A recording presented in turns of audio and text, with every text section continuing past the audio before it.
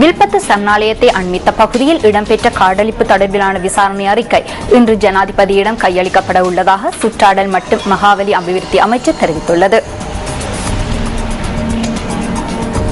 ஜனாதிபதி மைத்ரிபால சிறிசேன விடுத்த பணிப்புரைக்கு அமைய இந்த விசாரணை ஆரம்பிக்கப்பட்டிருந்தது. இதன் அடிப்படையில் இந்த விடயங்கள் குறித்து ஆராய்வதற்காக சுற்றாடல் அமைச்சின் அதிகாரிகள் அங்கு சென்றிருந்தனர். இந்த ஆய்வுகளில் கலந்து கொள்வதற்காக தாமும் நேற்று அங்கு சென்றதாக மகாவலி அபிவிருத்தி அமைச்சின் செயலாளர் நிஹால் ரூபசிங்க கூறியுள்ளார். இதேவேளை வில்பத்து சரணாலயத்தை அண்மித்த பகுதியில் இடம்பெறும் காடழிப்பு மற்றும் காணி சுவீகரிப்பை உடனடியாக தடுத்து நிறுத்துமாறு ஜனாதிபதி உத்தரவிட்டுள்ளார். அத்தோடு வவுனியா மற்றும் மன்னார் ஆகிய பகுதிகளிலும் காடழிப்பு மற்றும் காணி சுவீகரிப்பை தடுக்குமாறு ஜனாதிபதி உத்தரவிட்டுள்ளதாக ஜனாதிபதியின் ஊடகப் பிரிவு தெரிவித்துள்ளது. இந்த உத்தரவை நிறைவேற்றுவதற்கு தேவையான நடவடிக்கைகளை மேற்கொள்ளுமாறு சுற்றாடல் அமைச்சின் செயலாளருக்கு ஜனாதிபதி பணிப்புரை விடுத்துள்ளார். குறித்த பிரதேசங்களைச் சேர்ந்த அரசு அதிகாரிகளுக்கும் இது தொடர்பான ஆலோசனைகள் வழங்கப்பட்டுள்ளன.